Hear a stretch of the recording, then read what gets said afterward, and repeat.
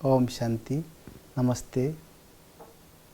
आज कुछ हम विशेष बातें सुनाना चाहते हैं जो आदरणीय जगदीश भाई के साथ थोड़े समय के लिए बिताए थे।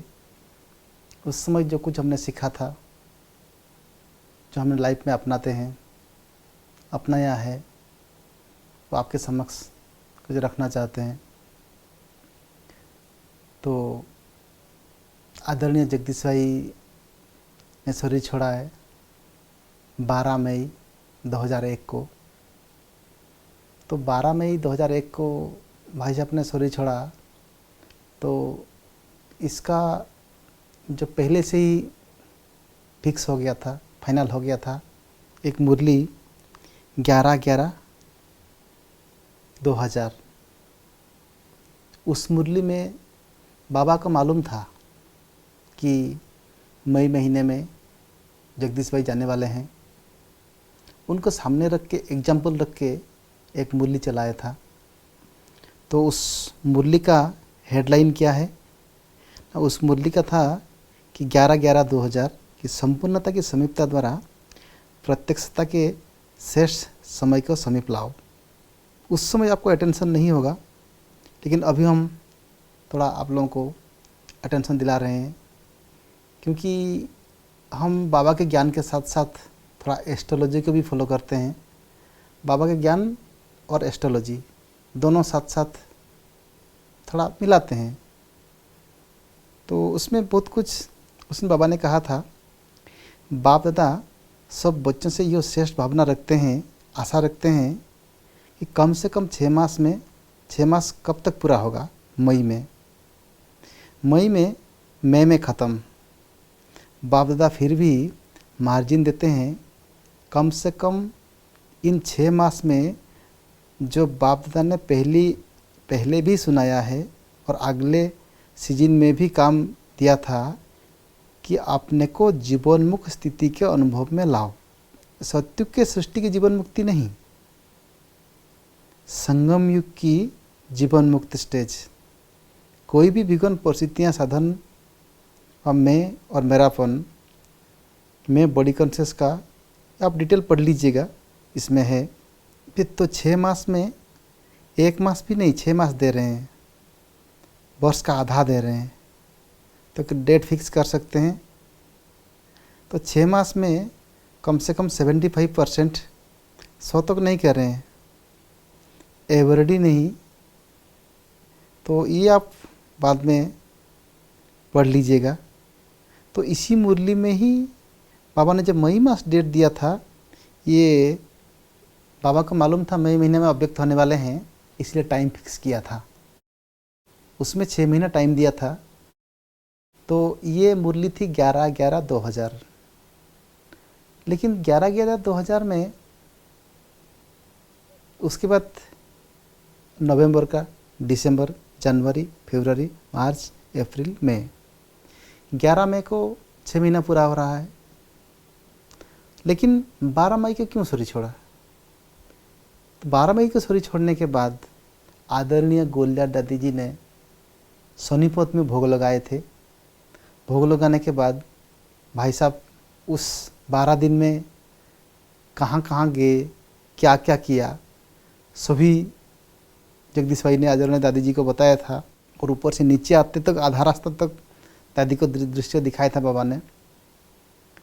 किसके घर में जन्म लेगा उसका राज भी था। तो उसमें बाबा ने कहा, बच्चे ने फिर भी एक दिन ज़्यादा लगा दिया। 12 मई थी ना, 11 तारीख को, 11 मई को 6 महीना पूरा हो रहा था। तो उसी मुरली में जो कुछ था, उसके हिसाब से भाई साहब का पुरुषार्थ बहुत तीव्र होता गया, डिटेच होते गए। देखने से लगता था कि जी कर्मातीत स्टेज की अवस्था। बहुत बार हम उसके बाद भी मिले भाई साहब से, लगता था कि भाई साहब फुल डिटेच है। तो ग्लोबल हॉस्पिटल में थे उस समय।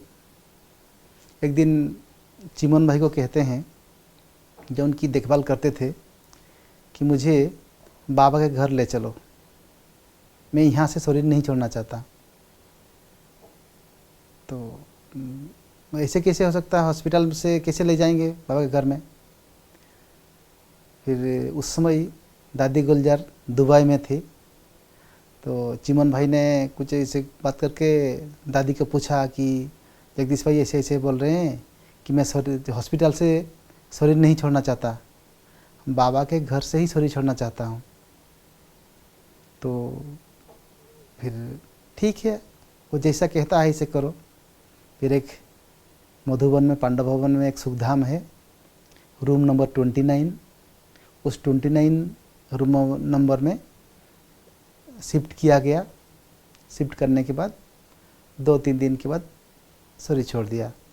और जिस दिन शरीर छोड़ा उस दिन ही कुछ समय पहले आदरणीय प्रकाश मणि दादी जी उनसे मिलके ओम शांति भवन मधुबन निवासियों से मिलने के लिए गए और शरीर छोड़ दिए। तो इच्छा मृत्यु थी, हॉस्पिटल से जाऊंगा ही नहीं, अर्थात वो डिसाइड किए थे कब से जाना है, कैसे जाना है, पर 6 महीना पुरुषार्थ भी किया। बीच में बाबा ने एक बार, जो इस 6 महीने के बीच में बाबा से और एक बार मिले थे, तो बाबा ने कहा कि ऐसे दिन आएगा जब असंभव संभव हो जाएगा। हम लोग भी पूछे थे भाई साहब को, भाई साहब इसका मतलब क्या है, बाबा ने क्यों बोला ऐसा। 2 बातें हो सकता है बोलते थे, एक तो बीमारी ठीक हो सकती है, या तो हो सकता है जगदीश भाई मुक्ति को पा लेगा। तो वही डेट, इसकी मुरली दोबारा आप सब पढ़ लीजिएगा, 11/11/2000।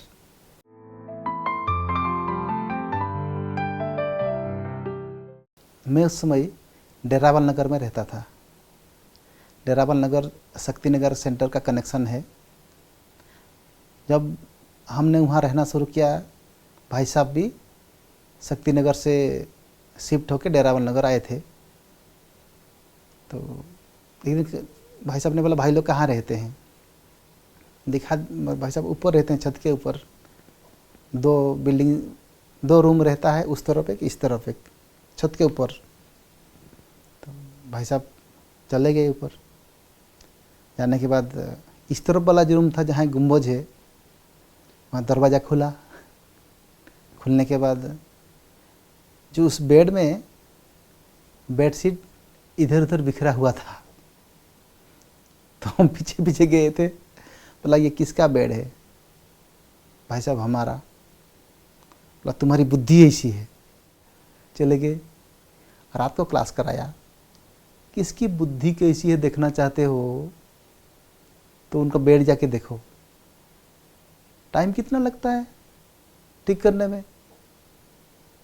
अगर बुद्धि सुलझी हुई होगी तो ठीक तो करेगा ना बेड को। तो तुम्हारी बुद्धि ऐसी है। तो उसके बाद फिर बोलते थे कि दादी जान की लंदन में कोई भी आता है ना, उनको उसी हिसाब से क्लास देती है। वो देखती है कितना समय वो बाथरूम में लगा रहा है, उसी हिसाब से आगे का शेड्यूल बनता था। तो वहाँ फिर बुद्धि अगर ठीक ठाक होगी तो सेटिंग दिखेगा उसका सब कुछ। तो उस दिन से हमारा बेड, मैं रात को 12 बजे 1 बजे भी निकल जाऊँ ना, बेड पूरा टिप टॉप रहता है आज तक। मैं मधुबन में रहता हूँ, स्टूडियो हाउस में, अभी रूम नंबर 312। आप कभी भी जाकर देख सकते हैं, आप समझ में आ जाएगा ये चितरंजन का बेड है। तो शिक्षा दे दिया। शिक्षा देने के बाद ऐसा करके शिक्षा देते थे ना, पूरा समझ आता, लाइफ टाइम के लिए हो जाता था।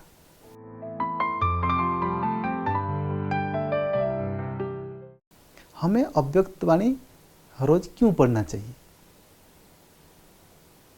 तो मेरा एक्चुअली सेंटर में ना तो सब कुछ करना पड़ता है, झाड़ू पोछा से लेके खाना बनाने से सब कुछ करना पड़ता है। तो मेरा ड्यूटी था शाम को 4 से 6 सिक्योरिटी का, बाहर बैठना है। उस समय भाई साहब का वॉकिंग का टाइम होता था। तो वॉकिंग करते करते आए और 2 कुर्सी भी रहता था साइड में, तो बैठे। तो उस समय मेरे हाथ में पत्र पुष्प था, पढ़ रहा था मैं। भाई साहब ने कहा कि क्या कर रहे हो? भाई साहब, जब पत्र पुष्प मधुबन से आता है, राजू भाई भेजते हैं, भाई जी भेजते हैं, पढ़ रहा हूँ। नहीं, उसका मतलब पूछ रहा हूँ। भाई साहब, जब मधुबन से आता है वही, उसका मतलब क्या है? भाई साहब, मुझे नहीं आता। देखो, मजाक में किए, पत्र और पुष्प अर्थात पत्ता और फूल है। फल क्या है? फल मुरली है। मुरली पढ़ो, मुरली से ज़्यादा ताकत आएगी। बात तो सही है, आती है, फल में ज़्यादा ताकत आती है। ठीक है, गया। दूसरे दिन मेरे हाथ में मुरली थी, पढ़ रहा था मुरली। तो पूछने लगे, क्या कर रहे हो? भाई साहब, मुरली पढ़ रहा हूँ। अच्छा बताओ, आपने कभी देखा है श्री कृष्ण का मुरली पढ़ते हुए? नहीं भाई साहब, मुरली ना सुनने की चीज़ होती है, पढ़ने की चीज़ नहीं होती है। एक दिन क्लास के बाद आप आके आइए, मुरली पढ़ के उठाइए, मुरली पढ़िए, मज़ा आता है? मज़ा नहीं आता है। मुरली सुनने में जब मज़ा आता है, पढ़ने में बिल्कुल उसका आधा भी मज़ा भी नहीं आता। बात भी ठीक है।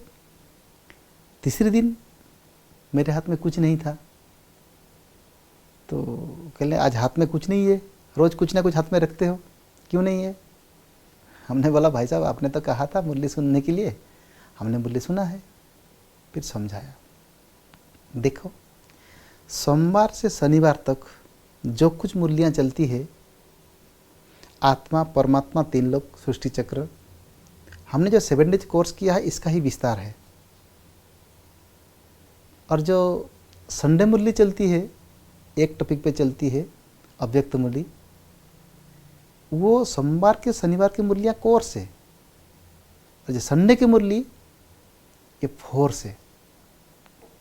अगर कुमार शक्तिशाली बनना चाहते हो तो सारी अव्यक्त वाणियाँ एक बार पढ़ के कंप्लीट करो। नशा चढ़ गया, डेली 1, 2, 3, 4 भी पढ़ने लगे। हमने 1 साल में कंप्लीट कर दिया था सारा मुरली। इतना कुछ रहस्य भरा हुआ है। मैं रहस्य वाला चीज़ आगे और बताऊंगा दूसरे क्लास में। राष्ट्रपति अभी बने हैं, 9381 में बाबा ने कहा था यह राष्ट्रपति भवन आपका घर हो जाएगा। और भी डेट के साथ मैं आगे बहुत सारी चीज़ बताऊंगा। ज्योतिषी के साथ कैसे हमारा ज्ञान कनेक्टेड है वो आगे मैं बताऊंगा। आज तो भाई साहब के साथ का अनुभव भी सुना रहा हूँ। तो फिर सोमवार से शनिवार का मुरलियाँ कोर्स है और संडे की मुरलियाँ फोर्स। शक्तिशाली बनना चाहते हैं आप भी, अगर शक्तिशाली बनना चाहते हैं तो आप इस मुरली अव्यक्तवाणी को अपनाइए। साकार मुरली सुनते हैं, सुनिए, अव्यक्तवाणी को अपनाएंगे तो ऑटोमेटिक आप शक्तिशाली अनुभव करेंगे। अमृत वाला कीजिए, उसके बाद एक अव्यक्तवाणी पढ़िए। उस समय 1200 मुरलियाँ थी, टोटल लगभग 1400 के आसपास है। डेली एक एक पढ़ेंगे तो 3 साल लगेगा। हमने तो अभी 8 बार पढ़ चुके हैं, अभी भी पढ़ते हैं।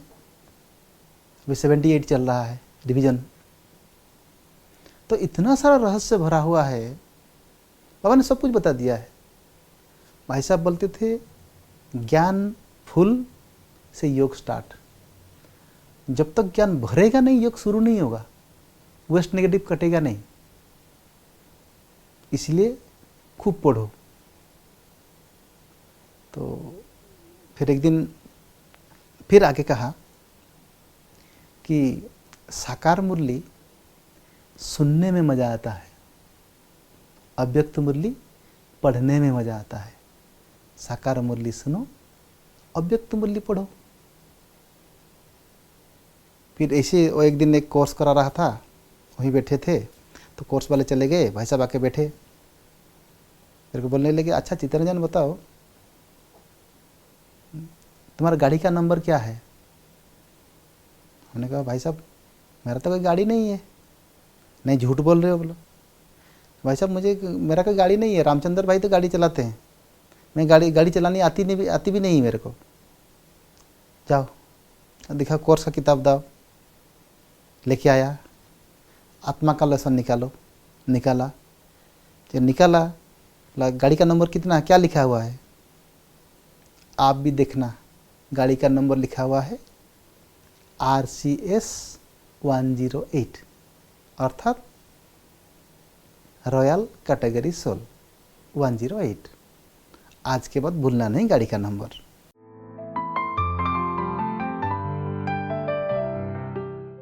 मैं 2000 साल से आचार छोड़ दिया हूँ। क्यों?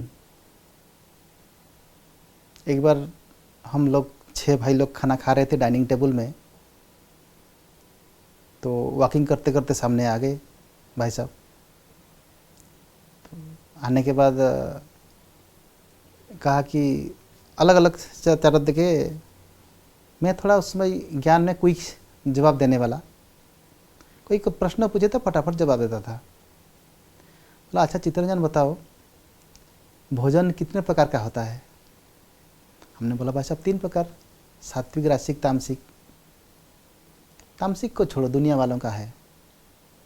सात्विक का डेफिनेशन बताओ, बताया। राजसिक का डेफिनेशन बताओ, वो भी बताया। सामने एक आम का अचार का डब्बा रखा हुआ था। ये किस में आता है? भाई साहब राजसिक में। बोला इसीलिए तुम्हारी फ्लाइट एयरपोर्ट में घूमती रहती है, उड़ान नहीं भरती है।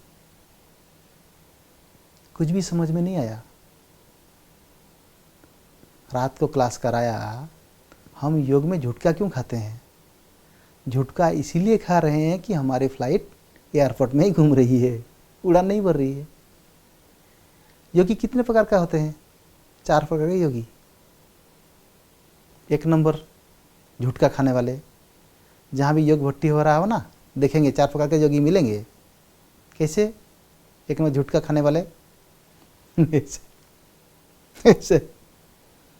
सेकेंड झटका खाने वाले, बैठे हैं सिर नीचे आता है। तीसरे नंबर नमाज पढ़ने वाले। भाई लोग कैसे नमाज पढ़ते हैं? सिर धीरे धीरे नीचे आता है, फिर ऊपर जाता है ऐसे।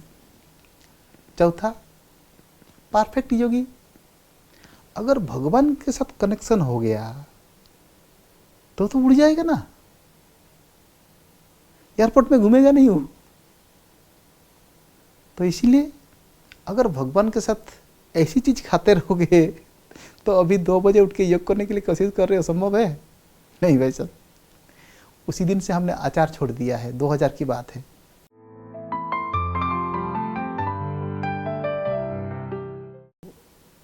एक बार क्या हुआ था, मैं काठमांडू गया था। काठमांडू में टीवी चैनल के प्रोग्राम के लिए गया था। तो उसमें आदरणीय राज दीदी भी थे। कुछ सब्जी दिया और बोला अचार। तो हम तो डर गया था कि ये एक सब्जी जैसा है, उसको बोलते हैं अचार। तो हमने तो प्रतिज्ञा किया है 2000 से अचार को टच नहीं करेंगे, जब तक संगम युग है, जब तक जिंदा हूँ तब तक अचार का टच नहीं करूँगा। लेकिन आदरणीय राज दीदी ने दिया सब्जी और बोल दिया ये अचार बोल के। बाद में पता चला वो सब्जी ही है, उस सब्जी को ही नेपाल में अचार जैसा बोलते हैं। तो बोला नहीं फिर तो ठीक है, मेरा जो प्रतिज्ञा टूटा नहीं है। नेपाल में जो नेपाली भाई बहने देख रहे हैं, सुन रहे हैं, उनको तो मालूम होगा ना वो अचार वास्तव में अचार नहीं है।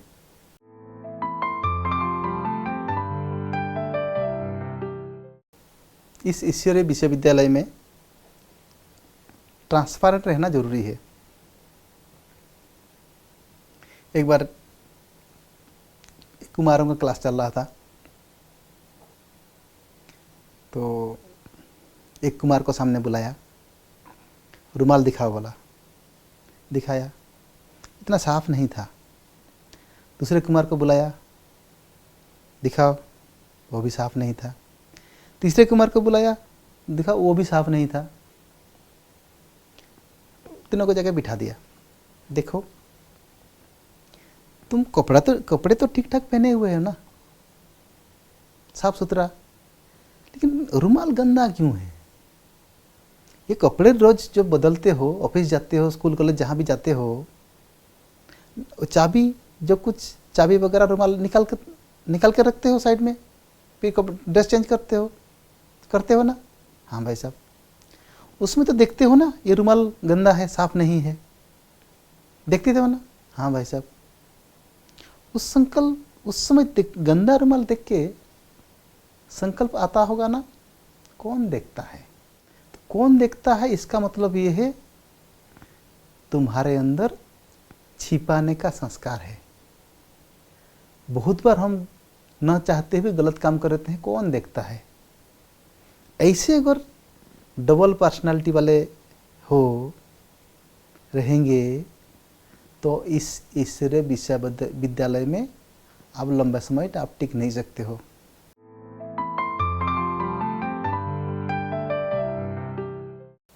भाई साहब के पास कोई भी नाराज नहीं रह सकता।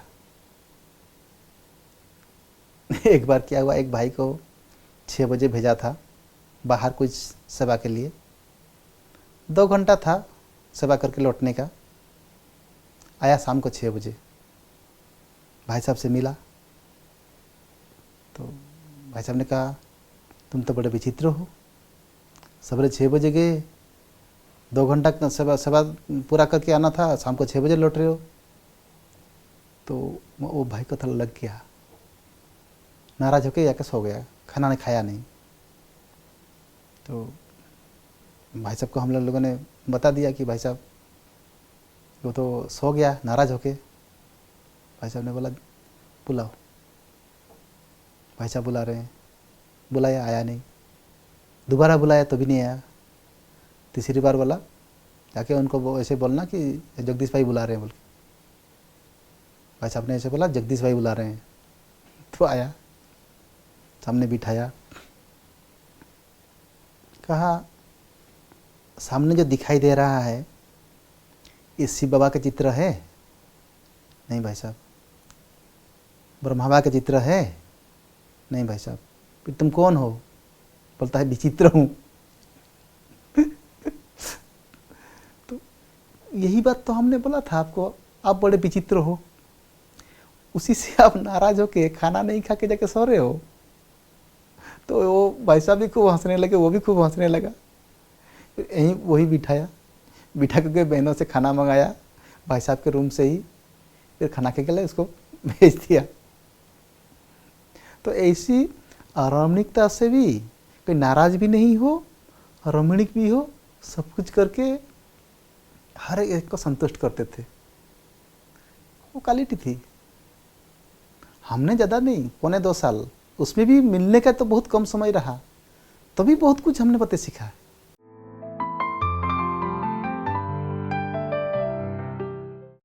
मुरली कैसी सुनानी चाहिए?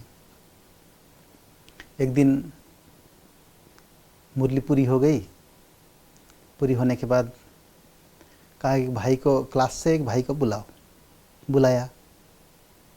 बुलाने के बाद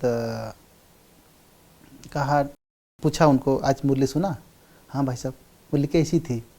बहुत अच्छी थी। तो एक पॉइंट बताओ। एक भी पॉइंट बता नहीं पाया वो। अच्छा कुछ कहानी वगैरह कुछ बताया था ना? हाँ बताया। हाँ भाई साहब। कहानी टप टप बोल दिया। फिर वो टीचर बहन जो मुरली सुनाई थी, मैं नाम नहीं बता रहा हूँ, वो टीचर बहन को भी बोला उसको बुलाओ। बुलाया, बिठाया, पहले महिमा किया खूब,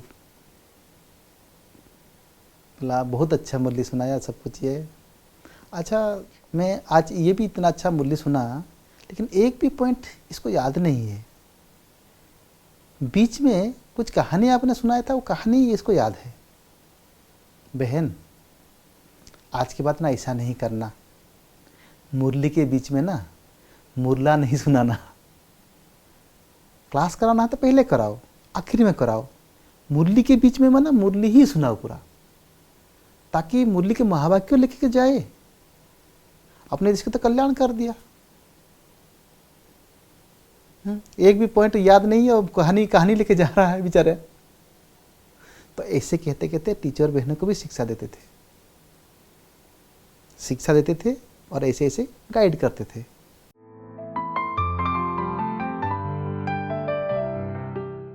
भाई साहब ने 12 तारीख को शरीर छोड़ा।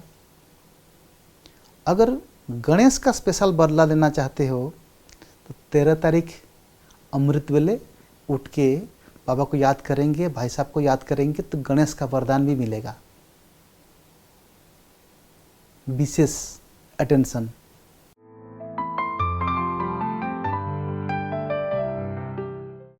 एक बार हम ऐसे क्लास चल रहा था, क्लास चलते चलते भाई साहब प्रश्न पूछ लिया, भाई साहब कर्मातीत कैसे बन सकते हैं?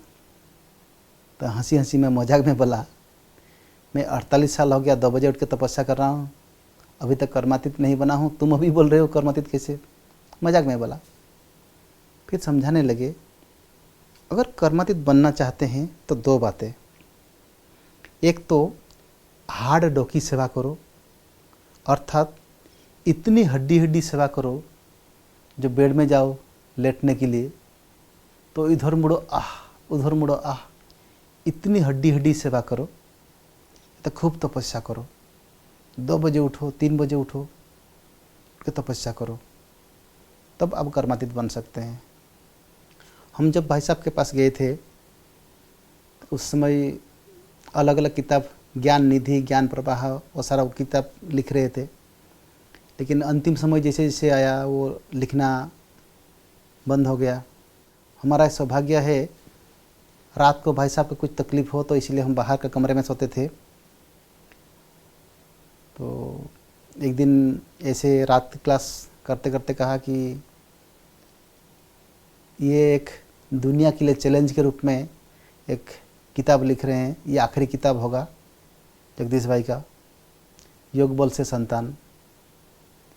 तो उस दिन कुछ कुछ बातें बता रहे थे। देखो महाभारत में जितने भी हीरो हैं, कर्ण, द्रौपदी, कहाँ से निकले सब? कोई कान से, कोई कहाँ से। गर्भ से किसका पैदाइश नहीं हुआ। रामायण में देखिए, चारों भाई कहाँ से निकले, सीता कहाँ से निकली। तो भोग बल से पैदाइश नहीं है। शास्त्र को मानते हैं तो द्वापर में ये संभव है, तो कलयुग में क्यों नहीं? कलयुग के अंतिम में तो ये सारी चीज़ कन्वर्ट होकर सत्युग में फिर से शुरू होगा। तो ये लेकिन लिखते लिखते सिर्फ 20% लिखे थे, फिर अव्यक्त हो गए। कभी कभी उनके पास हम जाते थे, मैं ठेपला बनाता था, पालक और आटा गूंद के ठेपला बना के आधी ठेपला करके उनको बना के देता था। अंगूर का जूस कभी कभी बनाते थे। और एक हेमंत भाई था, वो क्या करता था, इस बाउंड्री के साइड में जो थोड़ा नीचे मिट्टी था, गेहूँ बोता था, गेहूँ फिर पत्ता निकलता था आधा तक, उसको काट के फिर उसको जूस बना के ये भी भाई साहब को देते थे। तो भाई साहब जब एक बार लंदन में थे, डॉक्टर ने कहा कि उनका लीवर कैंसर था ना, कि लीवर ट्रांसप्लांट करना पड़ेगा। तो करने के लिए उस समय लीवर ट्रांसप्लांट सिर्फ अमेरिका में ही था। तो दादी जानकी ने पूछा था कि मोहिनी दीदी को कि ऐसे हो सकता है? लगा हो सकता है, सब ब्राह्मण परिवार है, मिलके करेंगे। मना कर, क्यों, फालतू नहीं करना है मेरे को, फालतू खर्चा होगा।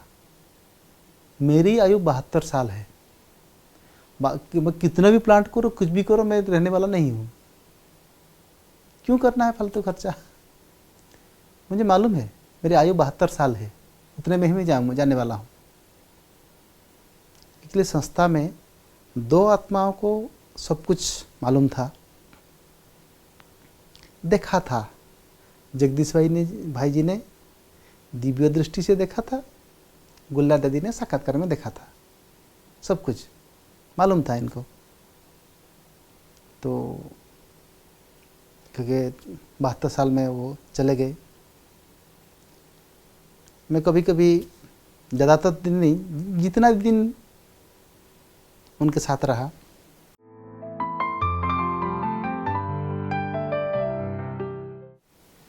एक दिन कहते हैं, देखो किसी एक बात में स्पेशलिस्ट जरूर बनना। स्पेशलिस्ट, एक एमबीबीएस डॉक्टर इतना नहीं कमाता है जितना एक डेंटिस्ट कमाता है। इसीलिए किसी एक बात की स्पेशलिस्ट होना चाहिए, या तो ज्ञान में, या तो योग में, या धारणा में, या सेवा में स्पेशलिस्ट होना चाहिए। तो क्या करना है, तो हमने कुछ किताब लिया लाइब्रेरी से करके, माइंड के ऊपर माइंड और मेमोरी पर कुछ लेक्चर तैयार किया। तो पढ़ाई करता था, लिखता था। तो काफ़ी दिन हो गया, 6 महीना 1 साल के आसपास हो गया। एक दिन भाई साहब को जाके पूछा, हमें नहीं लगता कि हमें कभी चांस मिलेगा।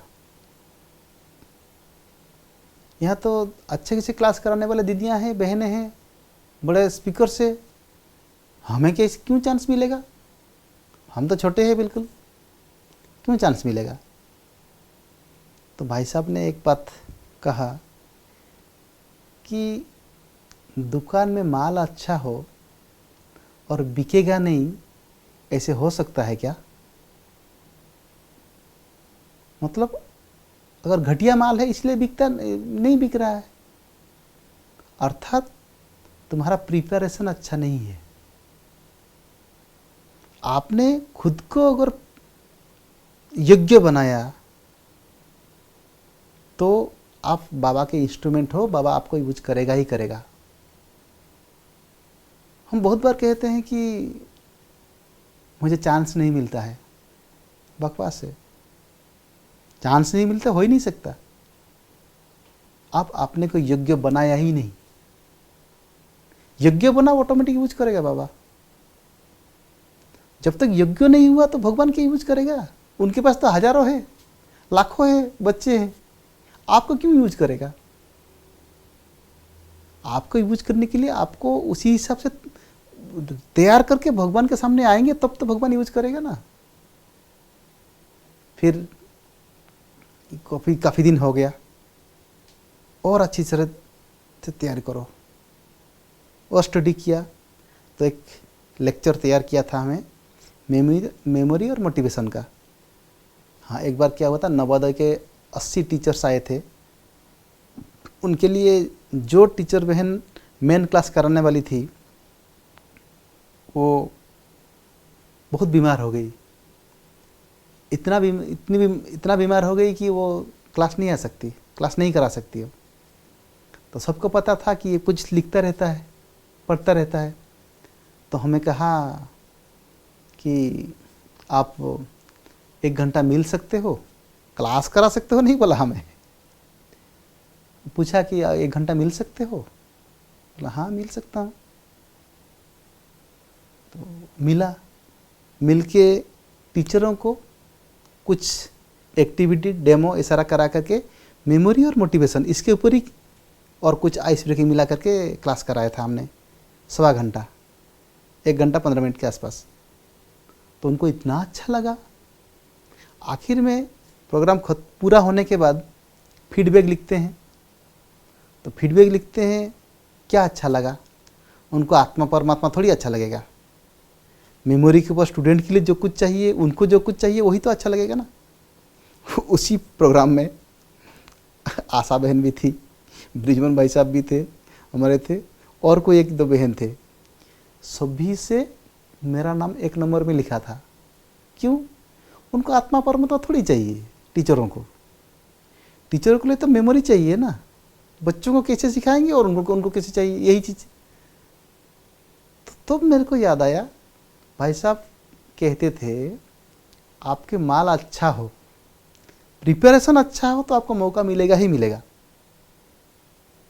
चांस नहीं मिल रहा है मतलब आपका प्रिपरेशन ही अच्छा नहीं है, सीधी बात है।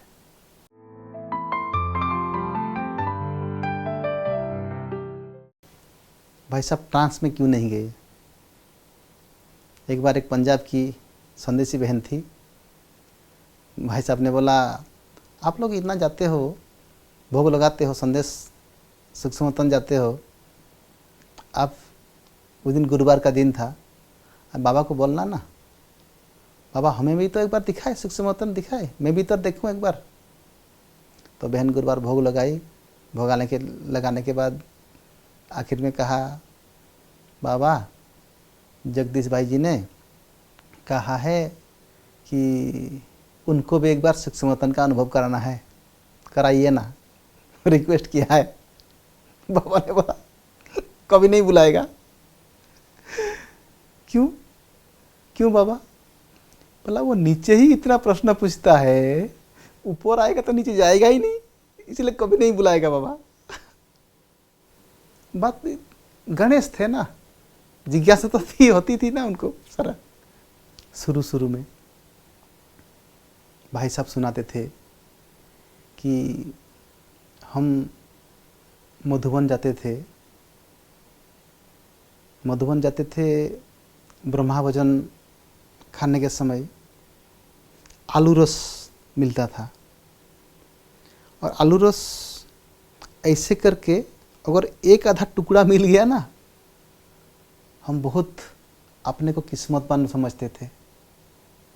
आजकल तो ब्रह्मा भोजन 1000 वैरायटी बनता है। हम मधुबन में कितना वैरायटी वाले खाना खाते हैं, सब कुछ करते हैं, पनीर सब्जी, मशरूम सब्जी, क्या क्या खाते हैं। उस समय आलू रस, और ऐसे कि अगर एक आलू टुकड़ा मिल गया तो बहुत सौभाग्यशाली, पद्म भाग्यशाली समझते थे। और उस समय का आलू रस अभी की पनीर सब्जी से भी ज़्यादा टेस्टी। तो लेकिन उस समय जो वाइब्रेशन था, वो वाइब्रेशन आज कहाँ नहीं है ना। 5 मिनट का गाना 1 घंटे के लेक्चर के बराबर है। लेक्चर एक बार सुनेगा इंसान, लेकिन गाना जब तक बना है तब तक जिंदगी भर के लिए सुनेगा वो। तो उस 5 मिनट का पूरा सार रहता है ना। तो ये बात भी मैं अभी कुछ पिछले साल से मैं भी कुछ गाना लिखना शुरू किया है। बंगाली गाना लिख रहा हूँ, अभी 8-9 गाना हो चुका है।